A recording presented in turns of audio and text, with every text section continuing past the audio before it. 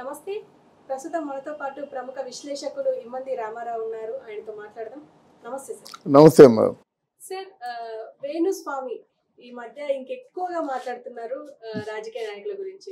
అవును. అయితే ఇందులో నటుడు రాజకీయ నాయకుడు పవన్ కళ్యాణ్ గురించి అలాగే జగన్మోహన్ రెడ్డి గురించి మాట్లాడారు.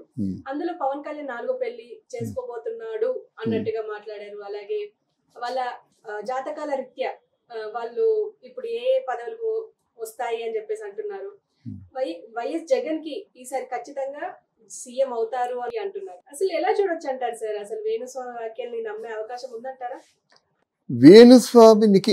వేణుస్వామికి ఎలా జవాబు చెప్పాలో నాకు అర్థం కావటంలా. ఎందుకంటే ఆయనకి అన్ని వదిలేసుకున్నాడు. ఆయనకి కావాల్సింది డబ్బు మాత్రమే. ఆ డబ్బు కోసం ఎన్ని తిట్లైనా తింటాడు. ఎంతమంది ఎన్నెన్నా వివరంగా చెప్పవలసిన అవసరం లేదు, పడతాడన్నమాట. ఇదేంటమ్మా, ఏదో పాప ఆయన జీవితంలో 14 ఏళ్ళు కష్టపడి మొట్టమొదటిసారిగా ప్రజల మధ్యకు వచ్చి ప్రజల చేత జేజేలు అందుకుంటున్నటువంటి పవన్ కళ్యాణ్ దాదాపు నాకు తెలిసి 10 ఏళ్ల బట్టి పవన్ కళ్యాణ్ పెళ్లిళ్ళ గోళే. అలాగే జగన్మోహన్ రెడ్డి ఎక్కడ స్పీచ్ ఇచ్చినా, ఆఖరికి స్కూల్ పిల్లల దగ్గర స్పీచ్ ఇచ్చినప్పుడు కూడా జగన్కి పవన్ కళ్యాణ్ తాలూకు మనమేనా భార్యలు అంటాం, అని పిల్లల గోళే. అలాగంటాడు. అంతకు మించి మాటలు రావు. ఆయన విజ్ఞత అది. ఇన్ని బాధలు పడుతున్నటువంటి పవన్ కళ్యాణ్ మళ్ళీ ఇంకొక పెళ్లి చేసుకుంటాడమ్మా. ఆయన బాధపడ్డాడు పబ్లిక్గా. నా కర్మ, అందుకు నేను చేసుకున్నాను, మీకెందుకు వాళ్ళు లేని బాధ అని ఇంతకాలం అయినప్పుడు కూడా భరించాడు. ఇంట్లో వాళ్ళని తిట్టినా భరించాడు, భార్యని తిట్టినా భరించాడు, బిడ్డల్ని తిట్టినా భరించాడు. ఇక భరించడు. ఒకవేళ పవన్ కళ్యాణ్ గెలిస్తే ఈ పరిస్థితి ఏమిటి ఆలోచించుకోవాలి కదా. నువ్వు ఎవరి దగ్గర ఏదో ప్యాకేజీ తీసుకున్నావు, వాళ్ళని సాటిస్ఫై చేయడం కోసం వాళ్ళకి ఇష్టమైన మాటలు నీ నోటి నుండి చెప్తున్నావు. పైగా నీ మెడలో ఒక జపమాల, అది షోమాల, అది జపమాల. జపాలు ఉంటుండగా అబద్ధం చెప్పవచ్చా? అబద్ధం చెప్తే ఆయనకే నష్టం. నువ్వు ఒక పక్క జపం చేసుకుంటూ ఎవరో ఒకరు నమస్తేవా అనుకుంటున్నావు, ఏదో విష్ణుమూర్తినో ఎవరినో తలుచుకుంటూ జపం చేస్తున్నావు. అంటే నువ్వు సంబంధిత దేవుడికి అంటే ఆవాహన చేసుకుంటున్నమాట. నీలో ఒక విష్ణుమూర్తి ఉన్నప్పుడు మళ్ళీ నువ్వు తప్పు మాట్లాడతావా? నీలో పరమశివుడు ఉన్నప్పుడు నువ్వు తప్పు మాట్లాడతావా? తప్పు మాట్లాడితే లోకం కళ్ళు కప్పచ్చు, కానీ లోపల ఉన్నటువంటి అంతరాత్మకి నోరు మిగిలేవు కదా. అది పనిష్మెంట్ ఎలాగా ఉంటుంది? తప్పు చేసేవారికి పనిష్మెంట్ లేకుండా ఉంటుంది అనుకోవద్దు. ఏదో విధంగా తప్పకుండా పనిష్మెంట్ ఉంటుంది. అందువల్ల ఇట్లాంటి కారు కూతలు కొయ్యడం మంచిది కాదు. ఒక్కసారి ఇప్పుడు ఎలక్షన్ అయిపోయింది, ఫలితాలు వచ్చిన తర్వాత ఒక్కసారి కనుసైగ చేస్తే ఆయన ఎక్కడున్నాడో కనిపిస్తాడా? అందువల్ల ఇవన్నీ ఆలోచించుకోకపోయినట్టయితే ఆయనకి చాలా నష్టం ఉంటుంది. ఇప్పుడు ప్రతి ఒక్కడు కూడా ఆయన్ని చాలా, మనమైతే తిట్టం కానీ బండ బూతులు తిడుతున్నారు, అనేక ఛాలెంజ్లు చేస్తారు. మనం చెప్పొచ్చు పవన్ కళ్యాణ్ మరి ఇంకోసారి పెళ్లి చేసుకోవడాన్ని. ఎందుకు చెప్పొచ్చు అంటే ఆ పెళ్ళిళ్ళ మూలంగా ఎంత అవమానం పాలైపోయాడో, ఎంత బాధితుడిగా నిలిచిపోయాడో ఆయన తెలుసు. నా కర్మ, ఇంక బొద్దురా భగవంతుడా, అదే ప్రజాసేవకే అంకితం అయిపోతానని చెప్పుకుంటున్నారు. అలాగే ప్రజలందరూ పవన్ కళ్యాణ్ని దేవుళ్ళ చూస్తున్నారు. ఈరోజు మన పిఠాపురానికి కాదు, ఇది ప్రెస్టీజ్ క్వశ్చన్, ప్రపంచవ్యాప్తంగా ప్రెస్టీజ్ క్వశ్చన్. అంటే జర్మనీ నుంచి, సింగపూర్ నుంచి, అమెరికా నుంచి, ఆస్ట్రేలియా అందరూ కాకినాడలో ఉన్నారు. వాళ్ళు ఎందుకు వచ్చారంటే పవన్ కళ్యాణ్ తాలూకు గెలుపు చూసి వెళ్ళిపోదామని కాకినాడ పిఠాపురంలో ఉన్నారన్నమాట. ఇంత వైభవంగా ఉంటున్నటువంటి పవన్ కళ్యాణ్ మీద నువ్వు అంటే మీకు ఏంటంటే కడివెడు పాలల్లో ఒక చొక్క విషం బిందు వేసినట్టు ఈ మాటలేంటి?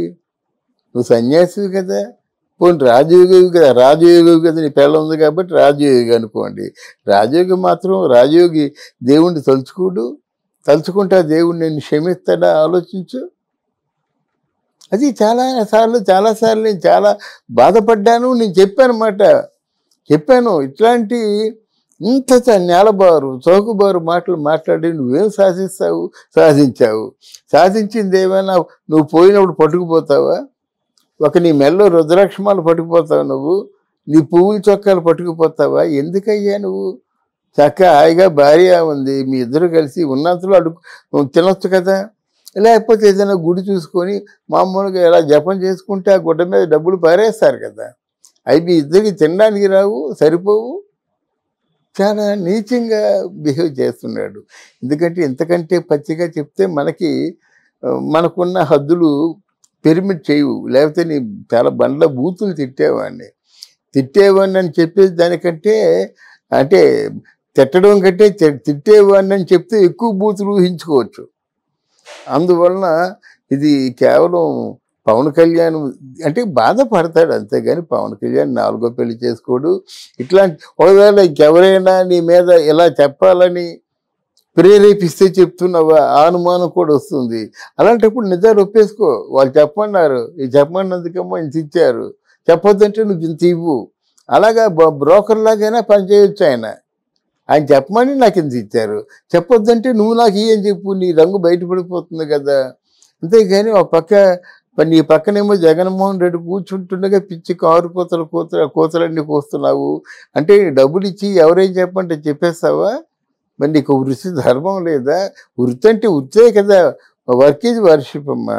నీ వృత్తి అని దైవం కదా. వృత్తిని ఇంత పాపపు కోపంలో పతనం చేసేస్తావా నీ వృత్తిని? మళ్ళీ నిన్ను పలకరించేవాడు భవిష్యత్తులో ఉంటాడా? అందువలన ఇది వేణుస్వామికి పుట్టగతులు ఉండవు. వేణుస్వామికి ఈ నేచర్ కంటిన్యూ అయితే పుట్టగతులు ఉండవు, దారుణంగా చేస్తాడు. అండ్ ఇప్పుడు వేణుస్వామి ఇప్పుడు మొన్నటి వరకు అసలు వైసీపీ గెలవదు అని అన్న అతను మళ్ళీ ఆయనే అంటున్నారు యూటర్న్ తీసుకొని మరి గెలుస్తుంది పక్కా సీఎం అవుతారు జగన్ అని చెప్పేసి అంటున్నారు. అవుతారంటారా జగన్? సరే లేదమ్మా, వైసీపీ గెలవదని చెప్పడం కాదు. అక్కడ ఒక మామూలు ఇన్నోవా ఏదో కారులో వస్తున్నారు, జగన్ పక్కన ఉన్నాడు, వేణుస్వామి మాట్లాడుతున్నాడు. ఈ కెమెరామెన్ కొంచెం తీస్తుండగా ప్యాన్ చేసినట్టయితే లెఫ్ట్ తిప్పినట్టయితే జగన్మోహన్ రెడ్డి ఉన్నాడు. అంటే కారులో జగన్మోహన్ రెడ్డి ఈయన ట్రావెల్ చేస్తూ జగన్మోహన్ రెడ్డిని ఆకాశానికి ఎత్తేస్తున్నాడు అన్నమాట. అంటే జగన్మోహన్ రెడ్డికి తిరుగులేదు, ఇంకో 20 years ఈయనే సీఎం అని చెప్తున్నాడు అన్నమాట. ఆ చెప్తుండగా ప్యాన్ చేస్తే జగన్మోహన్ రెడ్డి కనిపించాడు. ఇంతకుముందు ఇట్లాంటి సంఘటన జరిగింది తిరుపతిలో. రమణ దీక్షితులని జగన్మోహన్ రెడ్డికి ఏమో స్వామివారి దర్శనం అయిపోయిన తర్వాత బయటకు వచ్చినప్పుడు నాకు జగన్మోహన్ రెడ్డి గారిలో వెంకటేశ్వర స్వామి కనిపిస్తున్నాడు అని చెప్పేసి అంత ఆకాశానికి ఎత్తాడా.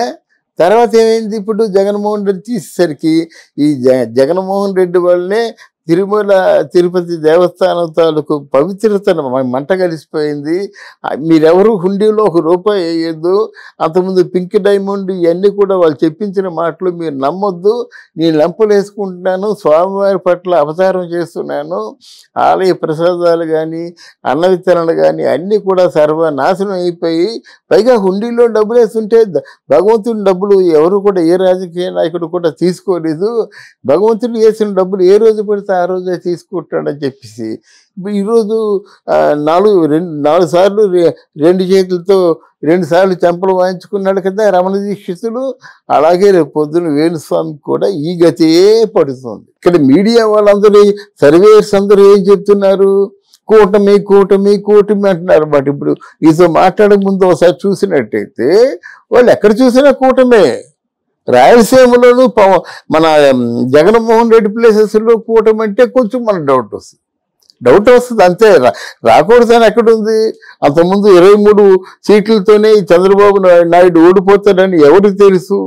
మొత్తం జగన్మోహన్ రెడ్డి స్వీప్ చేయలేదు గనక స్వీప్ చేస్తుందా తెలుగుదేశం పార్టీ. ఇదేదో అయిన తర్వాత నా మాటలు వినిపిద్దామన్న ఆలోచనతో బహుశా ఉండొచ్చు. ఈలోగా ఎగ్జిక్యూషన్ ప్లానింగ్ ఎటువంటి కార్యాచరణ మనం ఉండాలి. ఫస్ట్ సంతకం మెగా డిఎస్సి అన్నాడు.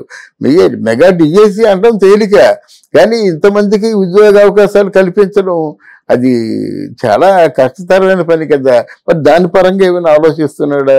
ఎవరితోనన్నా ఇంటరాక్ట్ అయ్యి పరిశ్రమలు తెప్పించేటువంటి ఆలోచనలో ఉన్నాడా? పరిపరి విధాలుగా మనం అనుకోవచ్చు. థ్యాంక్ యూ నాన్న.